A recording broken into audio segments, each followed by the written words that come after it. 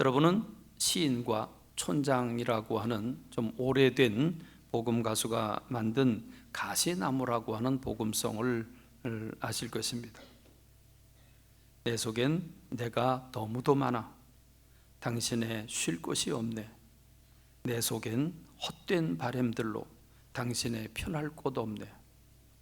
내 속엔 내가 어쩔 수 없는 어둠, 당신의 쉴 자리를 뺏고, 내 속엔 내가 이길 수 없는 슬픔, 무성한 가시나무 숲 같네.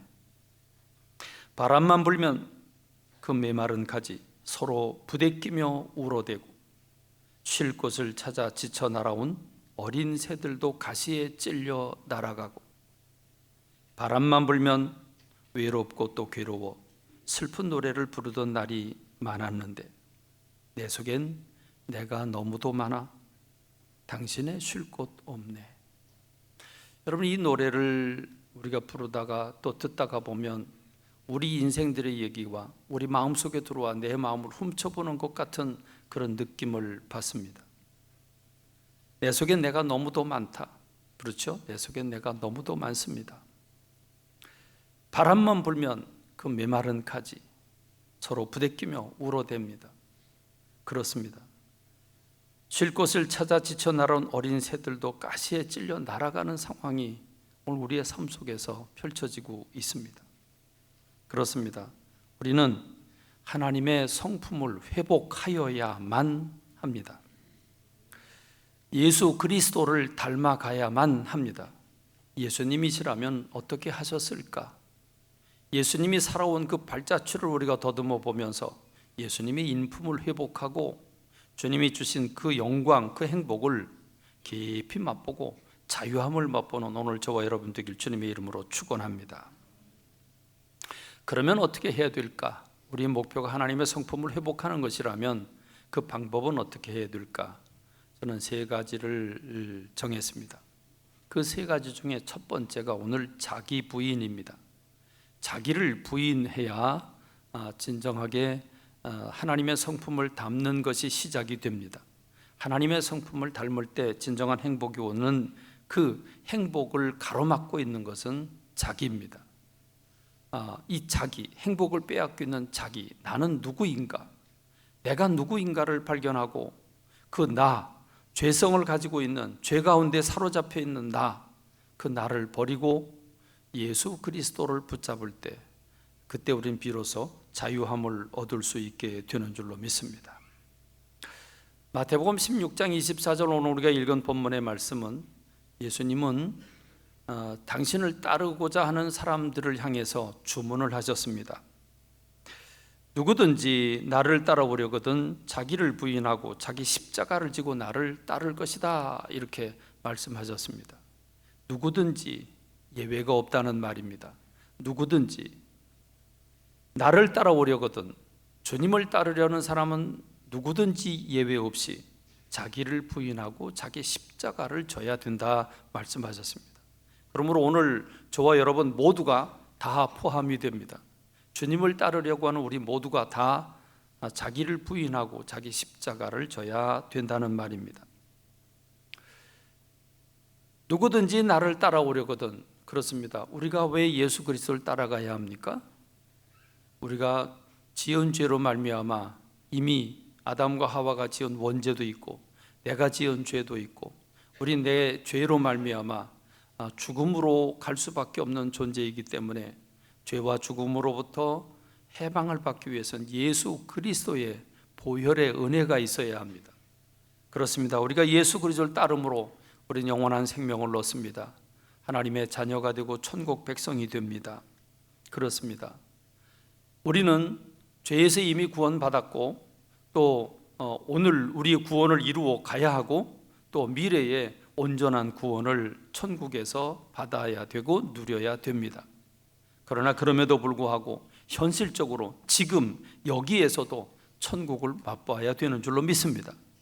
여기선 괴롭고 힘들고 어렵게 살다가 하나님 나라로 가는 게 아니라 여기서도 기쁨과 감사함, 여기서도 천국을 맛보고 여기서도 웃음이 있고 여기서도 평안함이 있고 자유함이 있는 이 주님이 주신 그 복을 누리고 그 그리고 하나님 나라로 들어가야 되는 줄로 믿습니다. 그렇기 때문에 우린 지금 여기서도 천국을 맛보아야 되고, 그러기 위해서는 자기 부인이 필수라고 하는 것입니다. 주님은 분명히 말씀하셨습니다. 천국이 여기 있다 저기 있다 하지 마라. 천국은 너희 안에 있느니라. in your mind가 아니라 among your mind, 사람과 사람 사이에 천국이 있다고 말씀해 주셨습니다. 관계 속에 있다는 거죠. 그렇습니다. 부부가 서로 사랑하면 그 안에 천국이 있습니다. 부부가 서로 미워하고 증오하면 거기에 지옥이 있습니다. 그렇습니다. 부부지간에, 자녀와 부모지간에, 그리고 직장에서도, 또 우리 믿음의 사람들이 모인 교회라고 하는 공동체 안에서도 그렇습니다. 우린 천국을 맛봐야 되는 줄로 믿습니다. 교회 안에 머물며 공동체 안에 있음에도 불구하고 자기를 버리지 못하고 자기를 붙잡고 살면, 그러면 다른 사람에게 상처를 주고 나도 상처를 받고 교회는 늘 불안하고 힘들고 어렵게 됩니다. 그렇습니다. 우리는 다른 사람에게 상처를 주기도 하고 받기도 합니다. 근데 대체로 많은 사람들은 상처를 줬다는 사실은 생각하지 않고, 많은 사람들은 자기도 모르게 아주 자연스럽게 나 상처받았다 하는 말을 너무 쉽게 합니다. 나 상처받았다, 나 상처받았다. 저는 목회자이다 보니까 상처받았다는 얘기를 많이 듣습니다. 근데 가만히 돌이켜보면 어떤 사람이 상처를 받는가 우리가 한번 돌이켜볼 필요가 있습니다. 동일한 상황인데 왜 어떤 사람은 아무렇지도 않은데 왜 어떤 사람들은 유난히 더 분노하고 유난히 더 난리를 필까? 왜 동일한 상황인데 그래야 될까? 받아들이는 그 사람의 마음의 태도에 따라 전혀 다른 결과가 온다는 것입니다. 왜 그렇습니까? 자기 안에 상처가 있어서 그렇습니다. 다른 사람이 내게 상처를 자극하기도 하지만 사실은 다른 사람이 복된 얘기를 하고 나에게 잘해주려고 하고 사랑을 베풀었음에도 불구하고 그 안에 상처가 있는 사람은 그걸 부담으로 여기고 그걸 못마땅하게 여기고 그걸 싫어하는 경우를 우리가 다반사로 찾아볼 수 있습니다. 저는 종종 뱀에게 물린 경우를 예로 들곤 했습니다. 이보다 더 좋은 예화가 없을 것 같습니다. 뱀에게 물린 부위를 일단 그 독이 온몸에 퍼지기 전에 묶고 단단히 묶어서 피를 통하지 않게 하고 그 독이 든 피를 뽑아내야 합니다. 그래서 응급처치로 우리는 급하게 아무런 도구가 없으니까 입으로 갖다 대고 그 피를 뽑아냅니다. 쭉 빨아내고 또 뱉어내고 빨아내고 뱉어냅니다. 그런데 내 입 안에 상처가 없는 사람은 아무리 독을 빨고 뱉어도 아무렇지도 않지만 내 안에 상처가 있는 사람은 그 독을 빨아들이면 그 상처를 통해서 온몸으로 흡수가 되게 됩니다. 그렇습니다. 그러므로 입안이 건강한 사람은 아무렇지도 않습니다. 다른 사람이 내게 상처를 설령 준다고 할지라도 그 심령이 강건한 사람, 건강한 사람은 툭툭 털어버립니다. 믿음의 방패로 쉽게 물리치게 됩니다. 그렇지 못하고 안에 상처가 있는 사람은 치명적이 됩니다. 그러면 어떤 사람들이 이런 상처를 받고 있습니까? 어떤 사람들이 이런 자아가 망가져 있습니까? 아주 죄송합니다마는 모두가 죄성을 가지고 있습니다. 내 아래 완전한 사람은 없습니다. 우리 모두가 다 수많은 상처와 수치심들을 가지고 있습니다. 우리 모든 사람은 죄인입니다. 그렇죠? 성경은 우리에게 분명히 말씀하고 있습니다. 의인은 없나니 하나도 없다고 말씀하고 있습니다. 다 치우쳐 함께 무익하게 되고 선을 행하는 자가 없다 말씀했습니다. 야고보라고 하는 사도는 우리가 다 실수가 많으니 만일 말에 실수가 없는 사람이라면 곧 온전한 사람이라 능히 온몸도 굴레 씌우리라 이렇게 얘기하고 있습니다. 그렇습니다. 우리 모든 말에 실수가 있습니다. 지난날 돌이켜보면 수많은 나의 허물로 인해서 돌이켜보면 얼굴이 빨개질 때가 있습니다. 그때 그런 말을 좀 참았으면, 그때 내가 혈기를 부리지 않았으면, 그때 내가 잠깐만 눈 감고 있었으면 될 텐데 그걸 왜 못 참았을까? 여러분, 이렇게 후회스러운 삶이 얼마나 많습니까? 그렇습니다. 모든 사람이 죄인입니다. 이 죄성 때문에 아픈 것이고 괴로우며 그리고 분노가 일어나는 것입니다. 그러므로 우리는 자기 부정을 해야만 됩니다. 해도 좋은 것이 아니라 해야만 됩니다. 그럼 자기를 부인한다는 게 무슨 말일까요? 자기를 부인한다, 자기를 부정한다. 저는 여러분들에게 헬라어 원어를 직접 말하는 걸 별로 좋아하지 않습니다. 근데 이 자기를 부인한다라고 한 부인의 말은 조금 설명할 필요가 있을 것 같습니다. 헬라어 원어를 보면 아파르네오마이라고 하는 말입니다. 아파르네오마이라고 하는 말인데 이 두 가지 단어가 합성되어 있습니다. 아포라고 하는 단어와 아르네오마이라고 하는 단어가 합성되어 있습니다. 아포라고 하는 것은 뭐뭐로부터라고 하는 뜻을 가지고 있고, 아르네오마이라고 하는 말은 부인한다, 거절한다. 어떤 유혹이나 어떤 요구를 허락하지 않고 물리치는 것을 가리켜서 부인한다, 거절한다, 부정한다, 이런 뜻입니다. 그러므로 자기를 부인한다는 것은, 자기를 부정한다는 것은 자신으로부터 오는, 자신이 가지고 있는 의지와 자신의 뜻을 거절한다, 부정한다는 뜻을 가지고 있습니다. 여러분, 이게 가능할까요? 우리 모두는 그래도 내 생각은, 나는 그래도 표준이다, 그래서 나는 다른 사람처럼 내가 더 튀지 않고 그래도 이 정도는 정상이고 이 정도는 맞다, 코먼센스다, 이렇게 생각하고 있지 않습니까?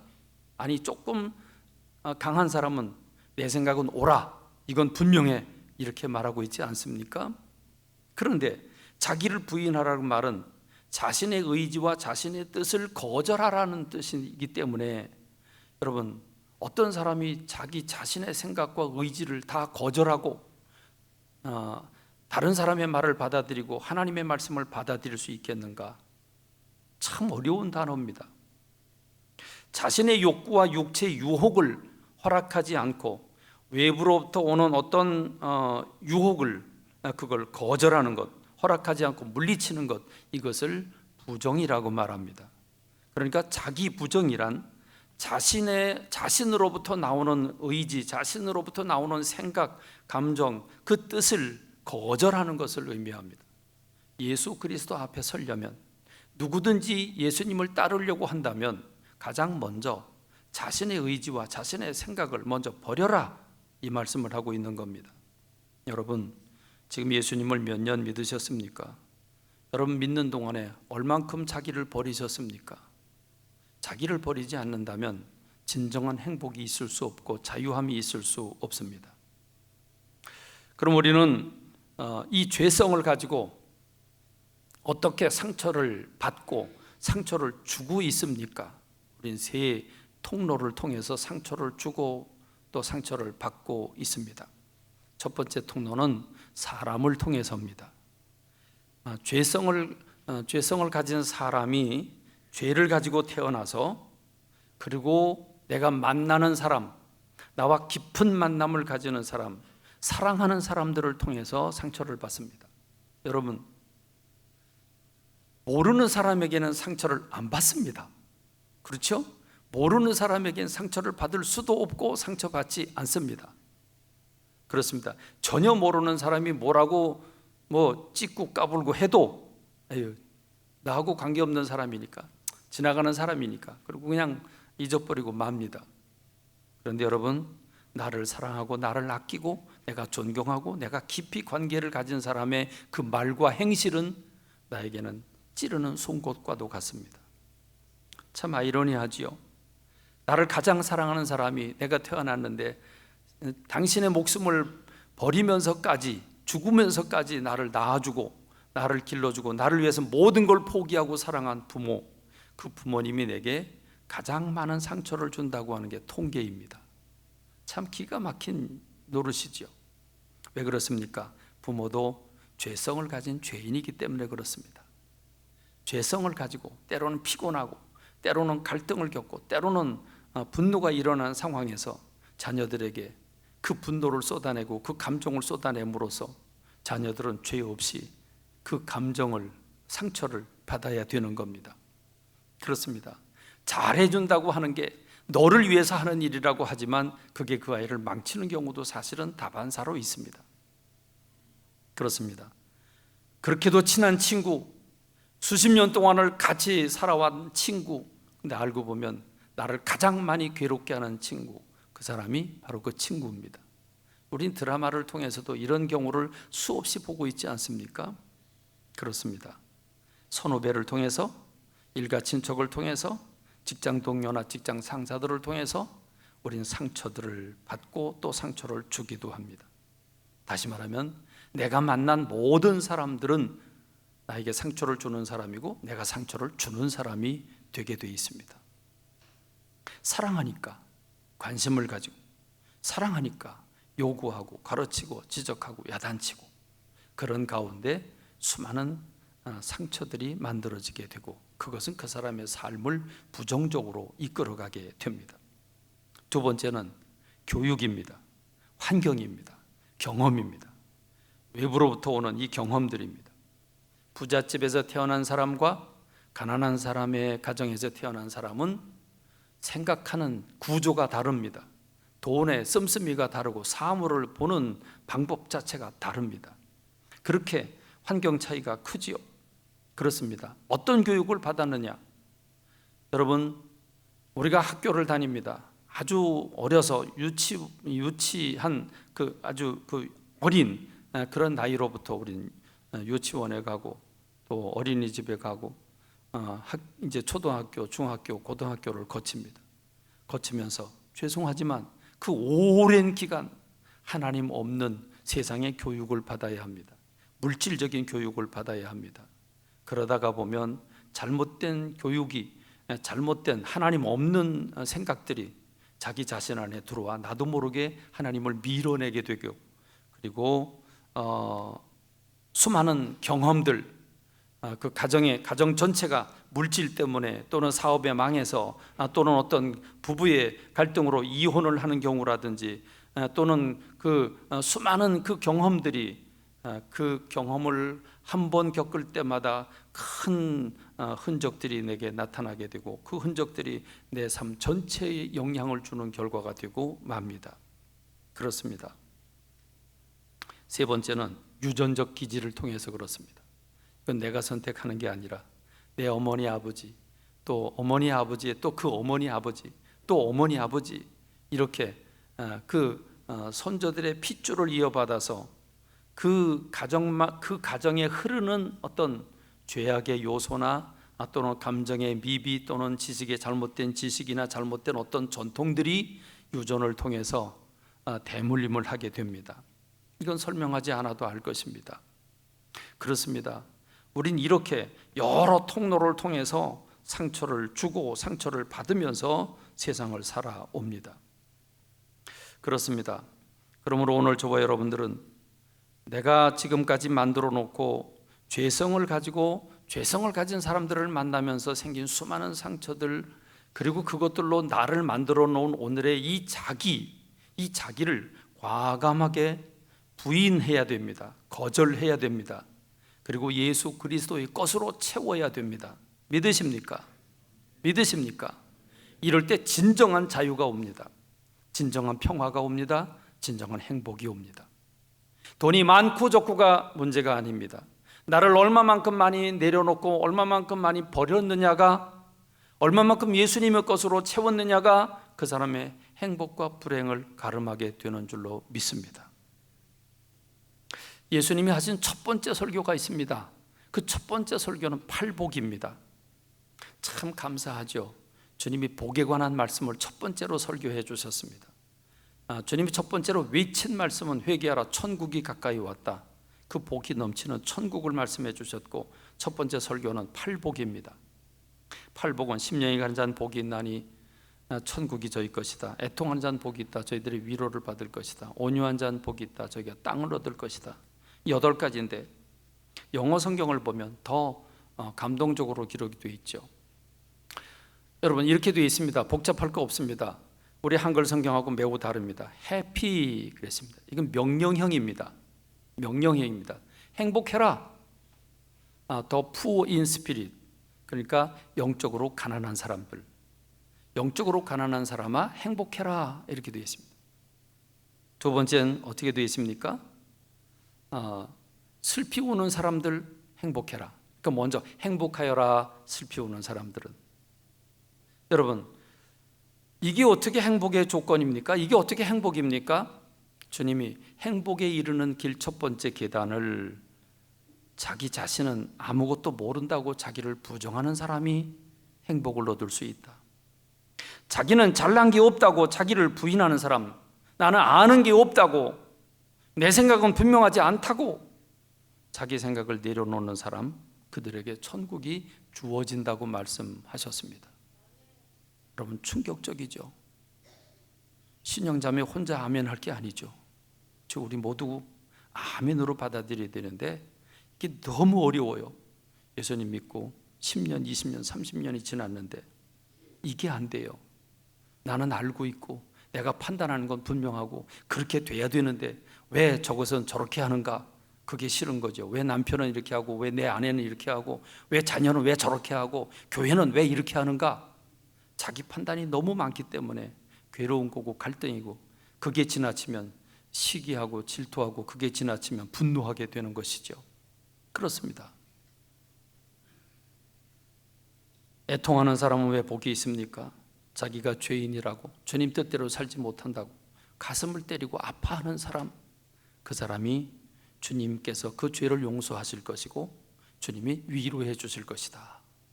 그러니 복이 있는 거죠. 그렇습니다. 행복의 조건은 드라마에서 보여주는 것처럼 의리의리한 환경에 어마어마한 지위에, 그리고 잘생긴 얼굴에, 그리고 뭔가 그 안에서 자기를 감추면서 그걸 얻으려고 지키려고 몸부림치는 그 속에 있는 게 아니라 죄와 허물로 가득 찬 나를 내려놓고 나는 아무것도 없다고, 나는 잘 모른다고, 나는 부족하다고 가르쳐달라고 할 때 평안함이 오는 줄로 믿습니다.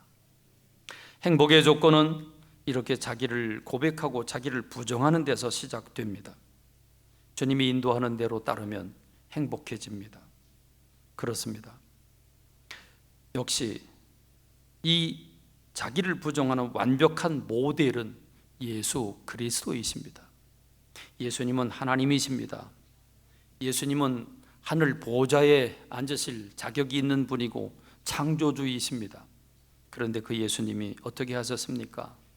하늘 보좌를 버리고 이 땅에 오셔서 우리의 죄를 대신하고 십자가에서 죽으심으로 종의 형체를 가지셨습니다. 사도 바울은 빌립보 교회에게 편지를 보내면서 너희 안에 이 마음을 품으라, 곧 그리스도 예수의 마음이다. 빌립보서 2장 5절로부터 말씀을 보면 그는 근본 하나님의 본체이신 하나님과 동등됨을 취할 것으로 여기지 아니하시고 오히려 자기를 비워 종의 형체를 가지사 사람들과 같이 되셨고 사람의 모양으로 나타나사 자기를 낮추시고 죽기까지 복종하셨으니 곧 십자가에서 죽으심이라. 이렇게 자기 자신을 낮추고 자기를 버리고 자기를 포기할 때 하나님 그를 높여주셔서 천하만민 모든 사람들로 무릎을 꿇게 하셨다, 이렇게 말씀하고 있지 않습니까? 그렇습니다. 죄성으로 가득 찬 나는 붙잡고 고수해야 될 대상이 아니라 버리고 내려놓고 죽여야 하는 대상입니다. 그리고 예수 그리스도로 옷 입어야 됩니다. 그렇습니다. 갈라디아서 2장 20절 내가 그리스도와 함께 십자가에 못 박혔나니 그런즉 이제는 내가 사는 것이 아니요 오직 내 안에 그리스도께서 사시는 것이다. 이제 내가 육체 가운데 사는 것은 나를 사랑하사 나를 위하여 자기 자신을 버리신 하나님의 아들을 믿는 믿음 안에서 사는 것이라. 이 고백이 여러분들의 고백이 되기를 주님의 이름으로 축원합니다.